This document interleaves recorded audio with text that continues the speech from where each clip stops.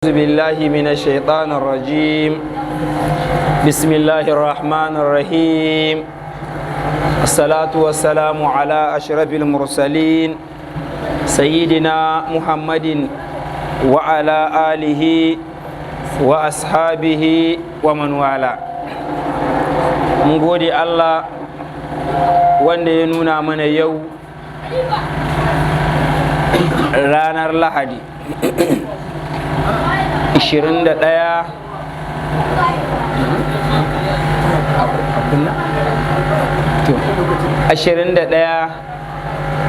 ga watan Rabi'ul Awwal, hijirar ma'aiki alaihi salatu wassalam shekara ta 1442, wanda ya yi daidai da 8 ga watan 11 miladiya shekara ta 2020. za mu yi wannan karatu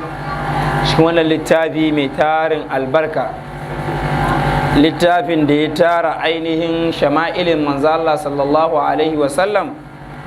da ya kunkuna da ya je da kansa da wanda ya tura aka je, da labarin ainihin wahalhalu da ainihin aka sha wajen tabbatar da addinin musulunci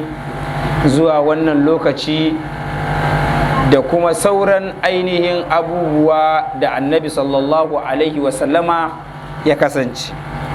Wannan littafi mai tarin albarka Anwarul Muhammadiyya, wanda Sheikh Yusuf bin Sama'il An-Nabahani ya wallafa. Wannan karatu namu za mu dora akan karatun da muka kwana jiya, a inda annabi alaihi salatu wassalam suka shiga cikin wannan kogo da shi da ainihin sayyidina Abubakar, wanda Allah ya turo al'ankabut, gizo-gizo ya yi saƙa, hammama kurciya suka yi ƙwai a bakin wannan kogo. Ganin Allah ya ainihin tafe da tunani da lissafi da iya ganewa cewa annabi sallallahu alaihi wasallama yana cikin wannan kogo, saboda kauga barin ainihin ganin maƙiya. Bayan annabi sallallahu alaihi wasallama yana cikin wannan kogo, wannan kurciya ta zo ta yi ainihin ƙwai, maka ce har shi wannan ainihin Umayyatu bin Halfin yana cewa ai wannan ainihin gizo-gizo da suka yi wannan gizo-gizo da ainihin ya yi saƙa da wannan kurciya, saƙan gizo-gizon nan tun kafin haihuwa, lokacin haihuwar manzon Allah sallallahu alaihi wasallam, ya za a yi a ce su shiga domin su gane cewa annabi sallallahu alaihi wasallama yana cikin wannan guri ko ba sa ciki. Bayan haka ya ce wa qadru ya annal hammamataini, haƙiƙa an yi ruwaya cewa waɗannan kurciyoyi guda biyu ba da ta fi asfali naqbin sun yi ainihin ƙwai ne a ainihin ƙarƙashin wannan ƙaramin kwari na ƙasa da ainihin wannan kogo. Wana sajal an kabuta, sai wannan ainihin gizo-gizo ya zo ya yi nasaji, ma'ana ya yi saƙa a bakin wannan ainihin kogon. Faƙalu, sai suke cewa laudakala, da a ce manzan Allah da sayyidina Abubakar sun shiga wannan kogo, laudakala, da sun shiga latakassaral baidu, da ainihin sun fasa wannan kwanda ya tsage. Ai inda annabi da shi da sayyidina Abubakar sun zo sun shiga wannan kogo, to da wannan kwai da kurciya ta yi a bakin kogon nan, ai da wannan kwan ya ainihin tsage.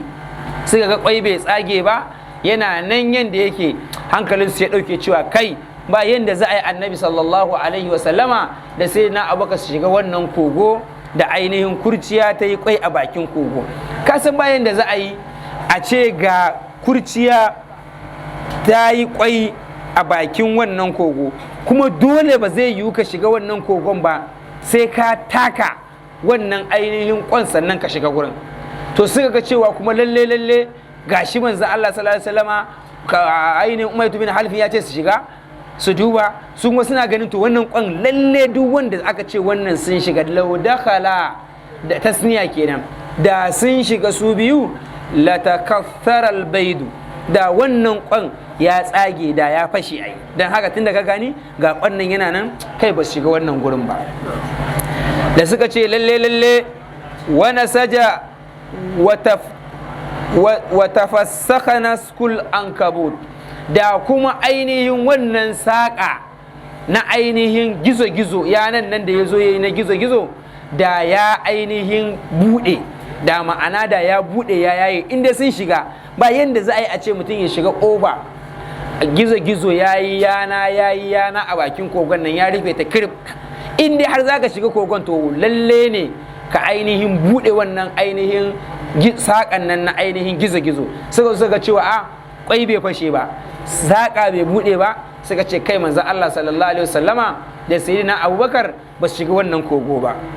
Wannan kafirai da suka ga cewa lalle wannan al'amari Allah ya batar da su, wa haza ablagu fi ijazi, wannan shine mafi isa wajen gajiyar da su min muqawamatil qaumi, daidai yadda mutanen nan suka tsaya sai sun ainihin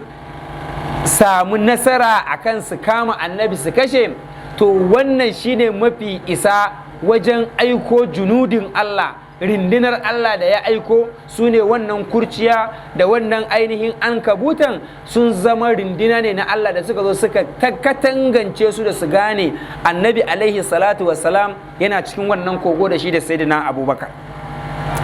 Waruya annahu sallallahu alaihi wasallama, an yi ruwaya cewa ma'aiki tsira da aminci Allah su tabbata gare shi kala, annabi ya ce Allahumma mi absarahum, Allah ka ainihin makantar da idanuwansu, Allah ka rufe idanuwansu. Annabi na cikin kogon nan sai yayi addu'a da suka zo suna duddubawa. Aina Abakar ya ce wa manzon Allah, ya Rasulullahi, da ɗayansu zai kalli kafansa, zai sunkuye da kansa ya kalli tabin kafansa, da ya ga su manzon Allah sallallahu alaihi wasallam a ciki. Shine sai manzon Allah sallallahu alaihi wasallam ya ce to lalle annabi alaihi salatu wassalam ya yi addu'a ya ce Allahumma ya Ubangiji a ammi absarahum, ka ainihin makantar da idanuwansu, fa ammiyat, sai idansu nan ya makance, an dukhulil ghari, daga su samu yadda za su yi su gane annabi yana cikin wannan kogo har su zo su shiga wannan kogo. Waja'alu, sai ya san waja'alu bidar yadribuna, ya zamanto cewa sun ajiye suka kasance suna ainihin bi su yi nan su daki nan, su yi nan su daki nan, suna bin ainihin haula yaminan wa shimalan, ya su yi hagu su yi dama, su yi hagu su yi dama, irin yadda mutum ya zo guri yana neman abu yayi nan yayi nan yayi nan yayi nan yayi nan. Haka waɗannan ainihin kafirai suka rinka yi a jikin wannan kogo.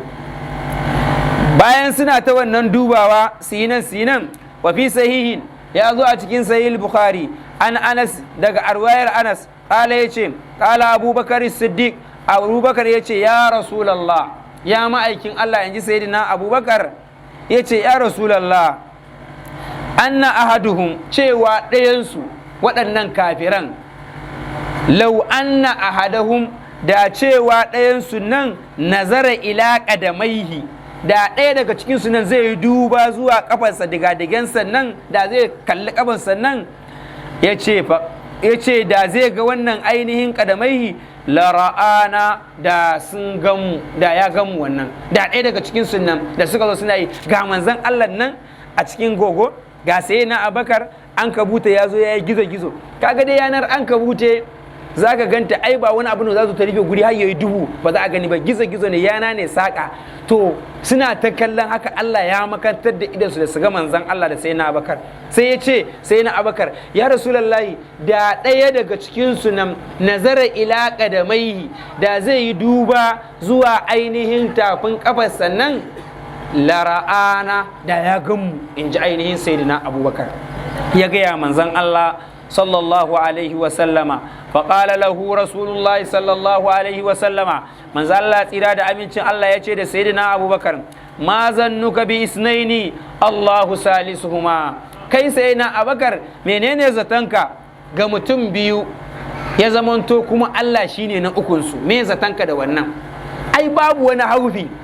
babu wani tsoro, babu wani tunanin za a zo a ganmu tunda muka kasance gani ga ka a cikin kogon nan na ukunmu Allah ne, to ai shikenan mun samu ainihin wiƙaya, mun samu tsarin da waɗannan kafirai ba su da nasara a kanmu, in ji annabi alaihi salatu wassalam.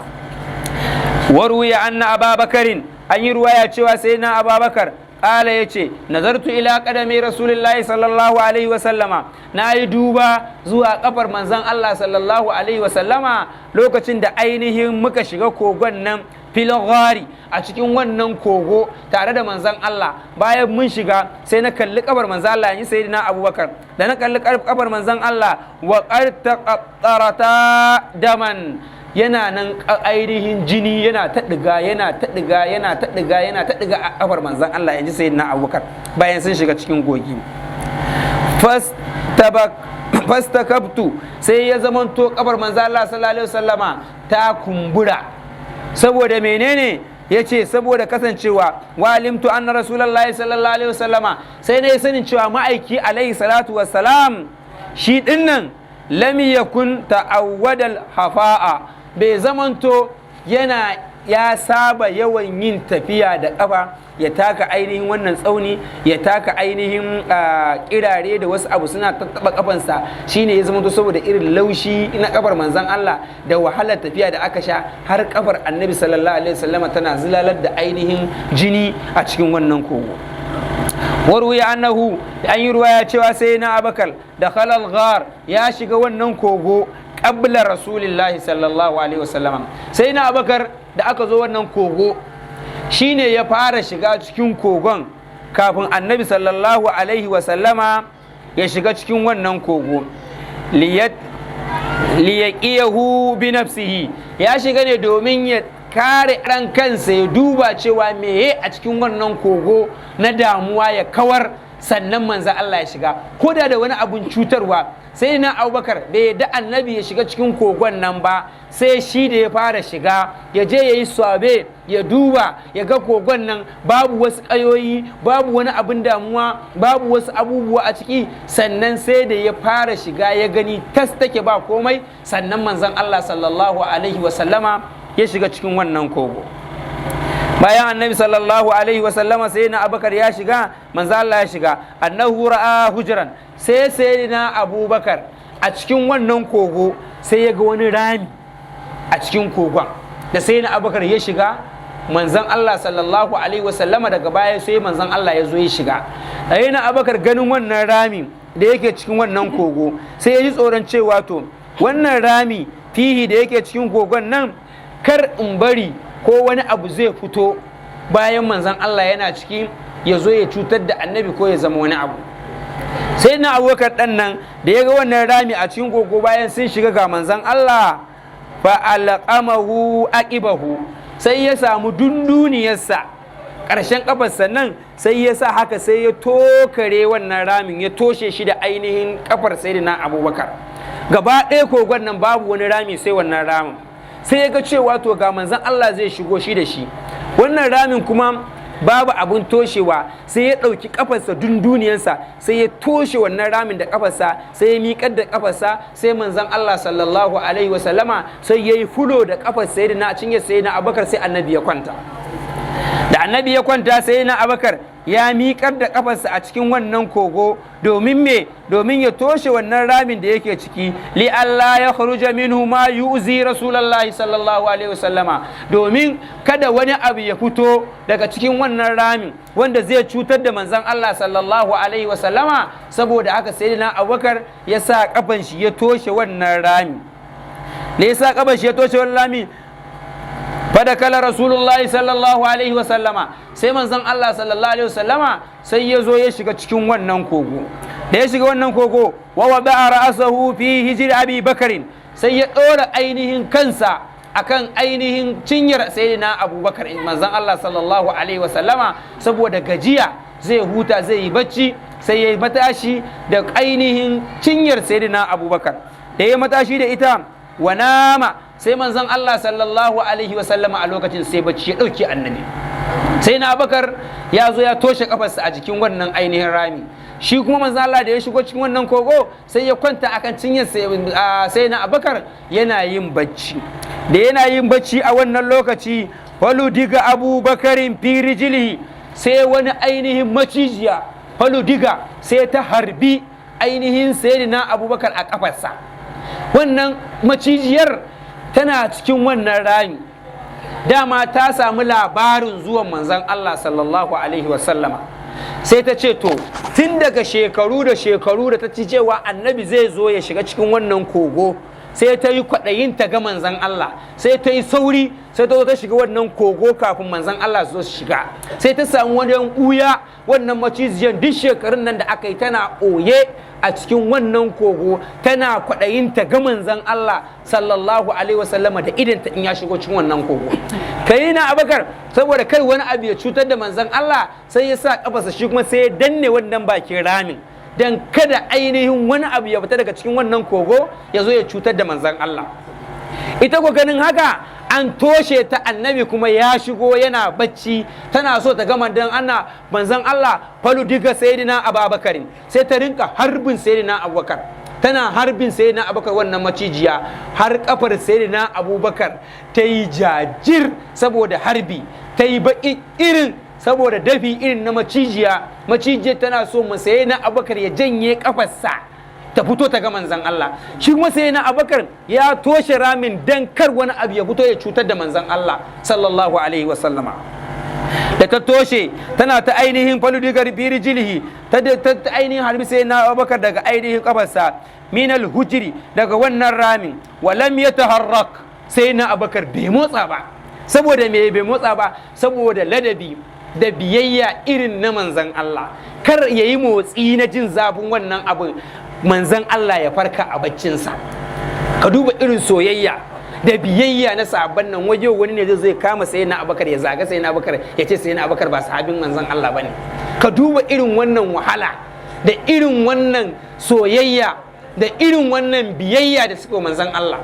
Sayyidina Abubakar din nan da wannan ainihin macijiya ta harbi kafarsa, shi ko ya iya ainihin balam ya taharrak, bai yi motsi ba. Yau wane ne zai zo a ce gashi maciji ya tsare shi irin zafi da dafi na macijiya, baƙin maciji irin na da, amma daidai ya haka da kafarsa manzon Allah kar ya tashi bai motsa kafarsa ba,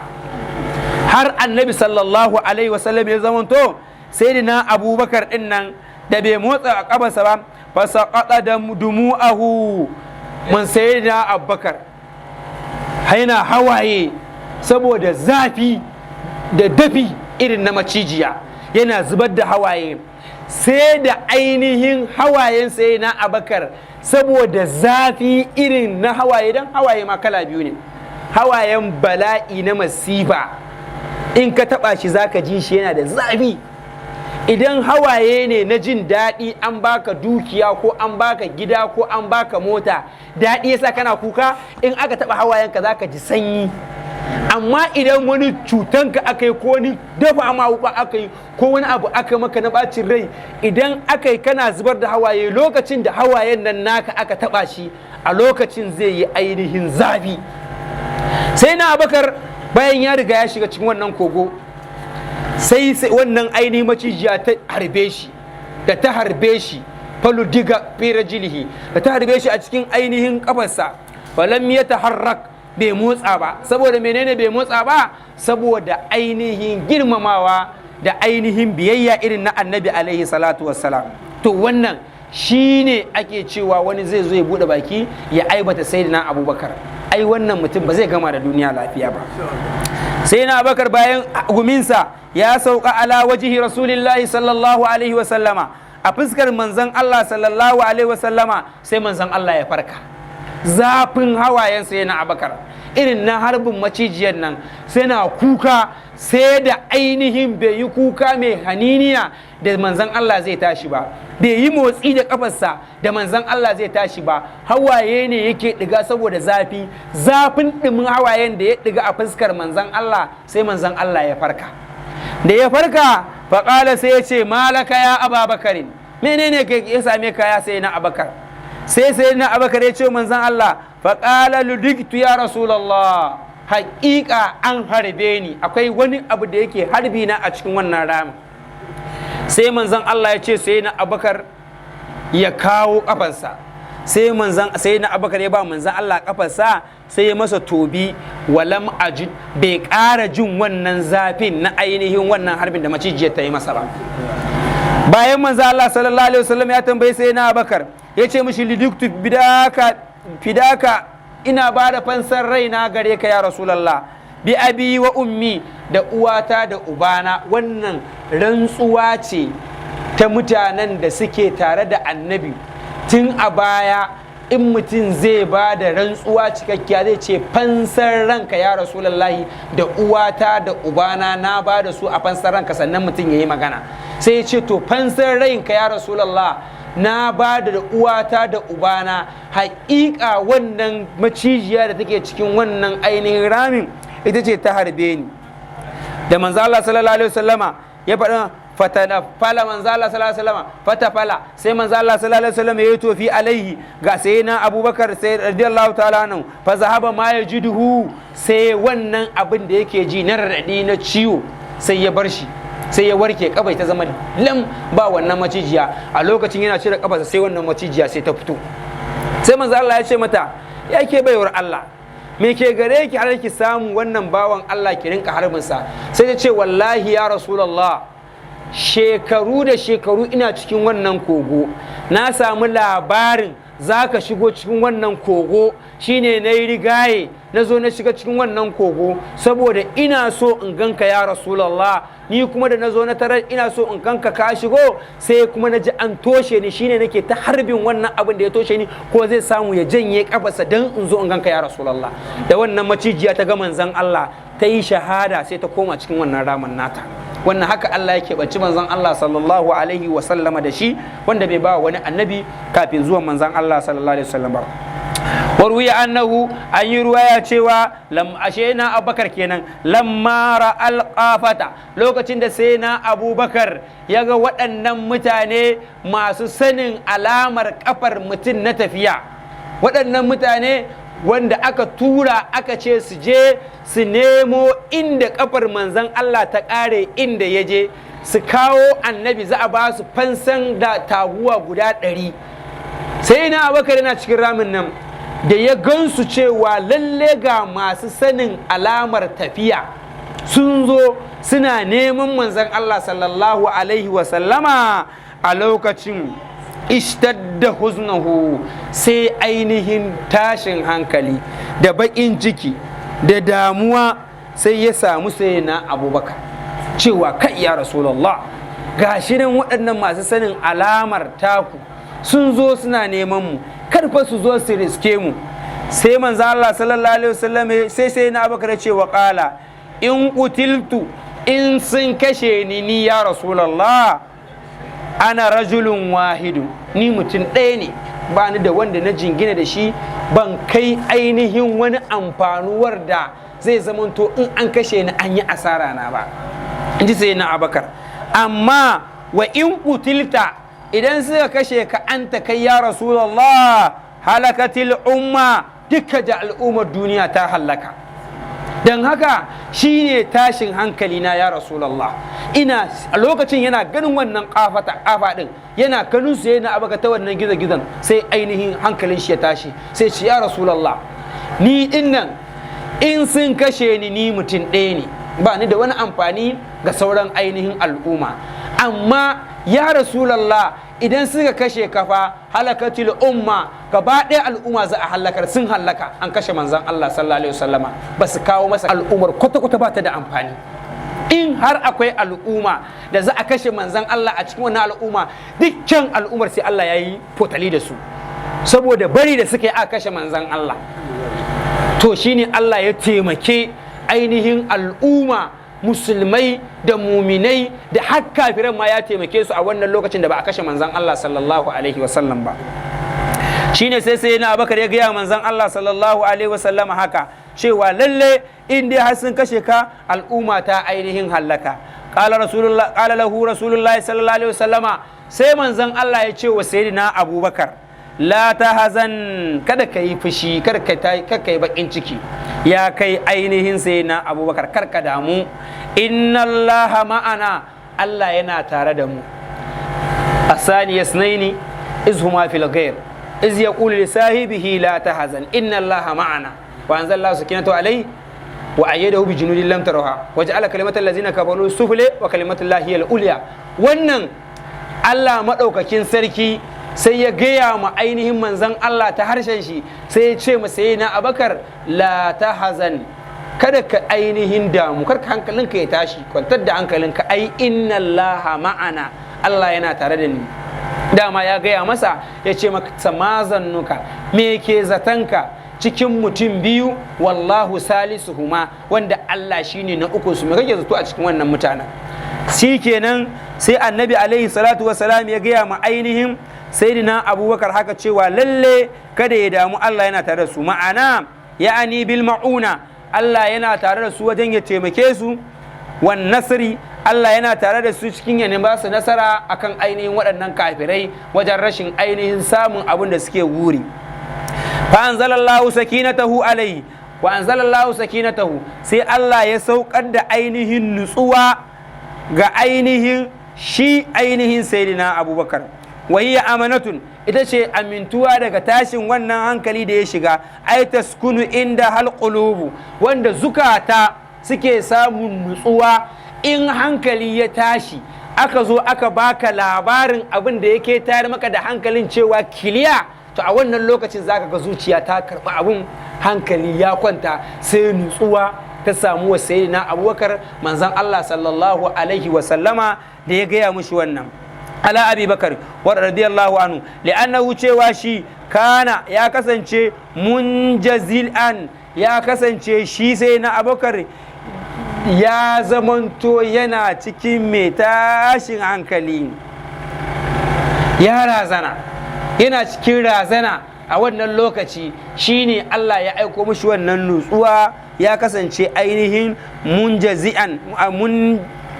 munja'izan, ya kasance mai ainihin razani ne. Wa ayyadahu, sai Allah ya karfafa manzan Allah, shine wa ayyadahu, ya'ani rasulullahi sallallahu alaihi wasallama, Allah ya karfafa manzan Allah sallallahu alaihi wasallama bi junudin, da wasu rindina lam tarauha, waɗanda wannan kafiran ba sa ganin wannan rindinan, su ne mala'iku. Allah ya karfafi manzan Allah sallallahu alaihi wasallama da su, domin menene? Domin su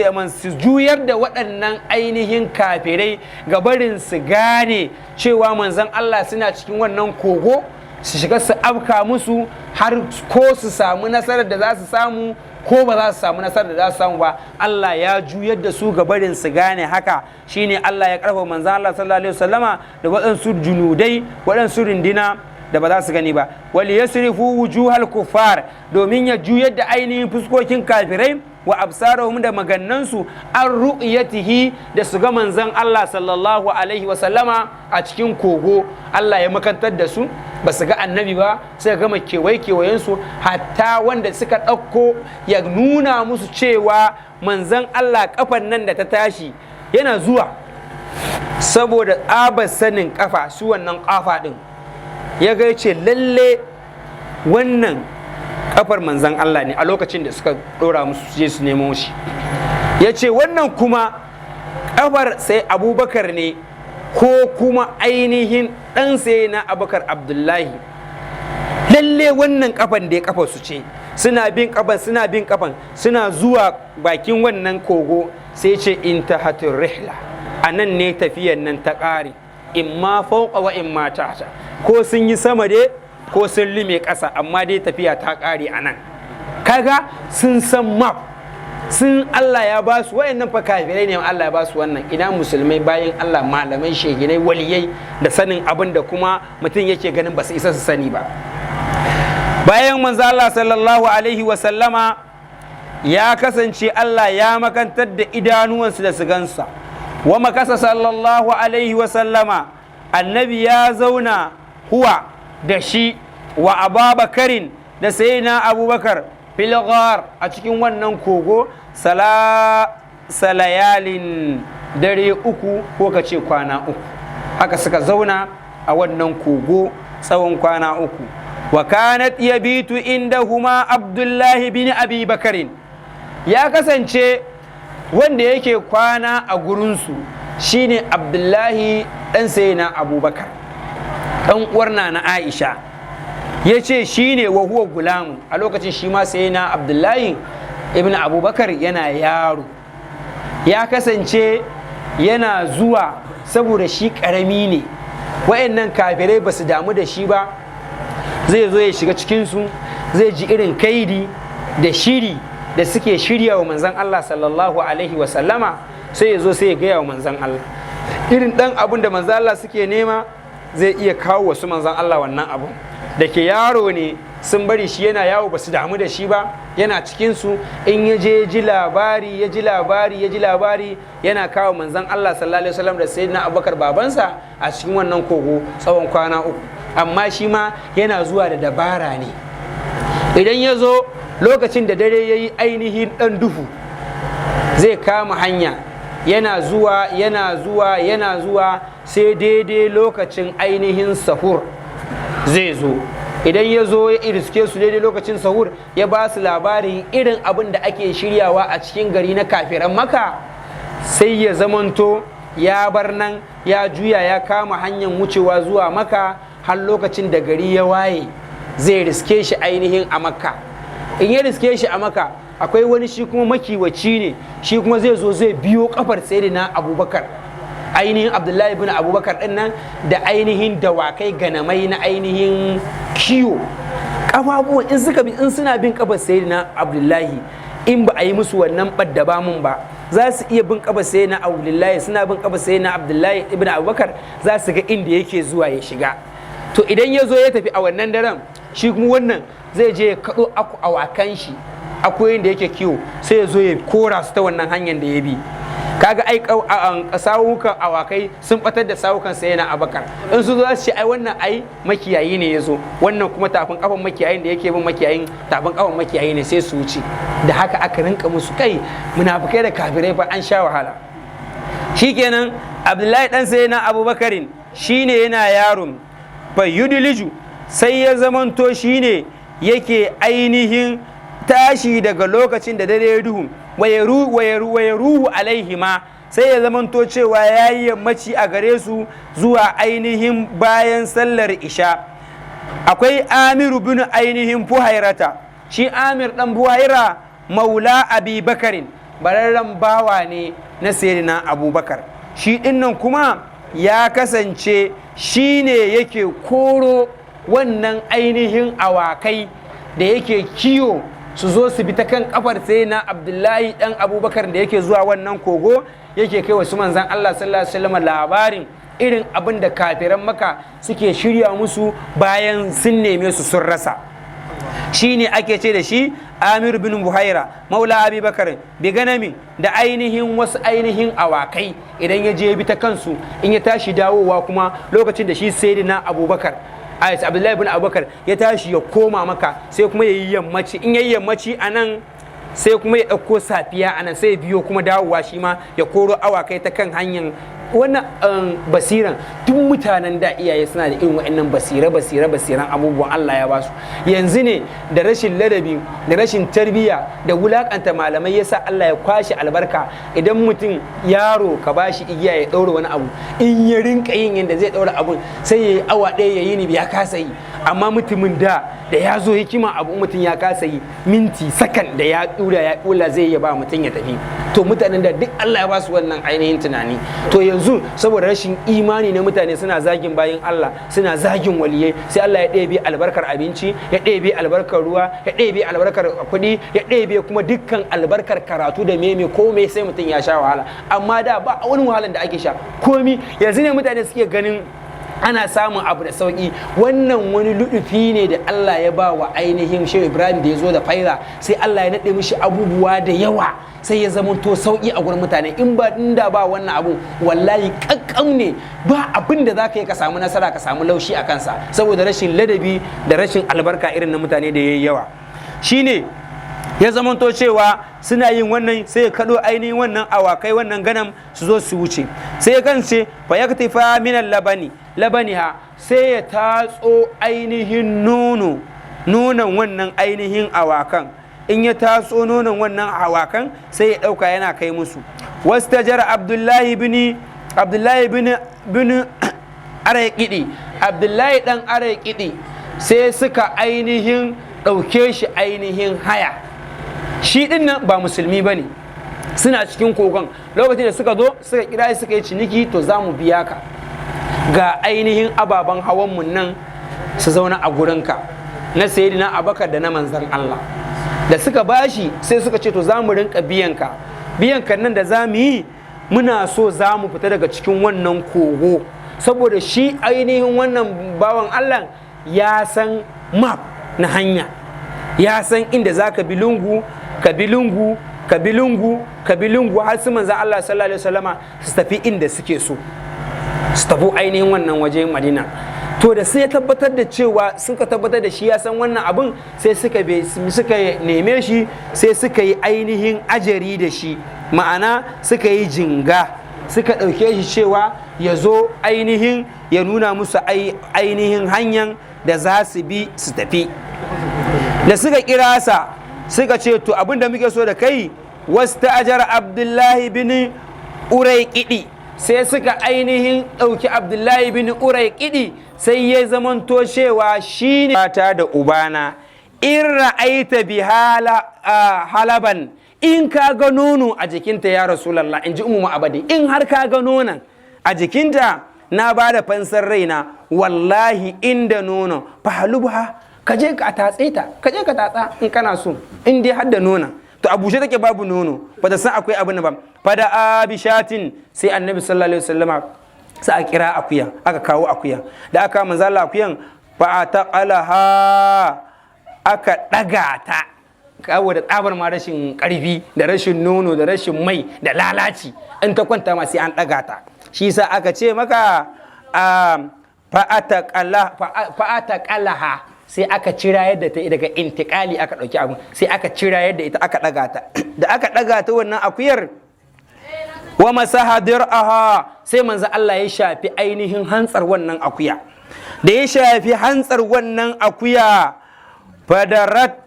shikenan sai ta cika. Wada abi ina'in, annabi yasa aka kawo wata ƙwarya wanda ainihin yushbi'ul jama'a, mai faɗi wanda za ta ƙosar da mutum 5, 7, 10 haka, fanteka a katuwa. Ka duba dai gaba ɗaya ma akwai ɗan ka markaɗa ta bata kai cikin fantekan da aka kaba, amma saboda daraja da mu'ujiza da girma da ainihin baiwa da karama da keɓanci da Allah ya wa manzan Allah cikin annabawa, manzan Allah sallallahu alaihi wa sallama fahalaba fihi, sai ya rinka tatsan nonon nan a cikin wannan ƙwarya, wa saqal qauma, annabi ya shayar da mutanen da suke tare da shi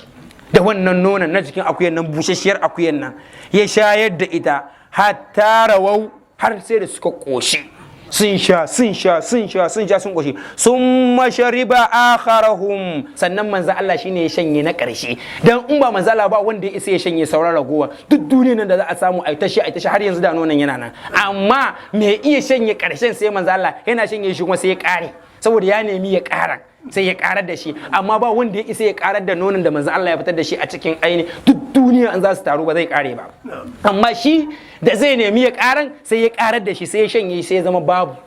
Bayan ya shanye shi, bayan kowa ya sha wannan akuyan, wannan nonon akuyan, summa haliba fihi marratal ukra, sai kuma daga bayan manzo Allah ya kuma tatsan wasu waɗannan Ummu Ma'abadin din da ko mijinta in zai dawo ya tatsan musu ya bar musu, saboda kyautatawa irin na manzon Allah sallallahu alaihi wasallam. Alalan ba'ada nahalin,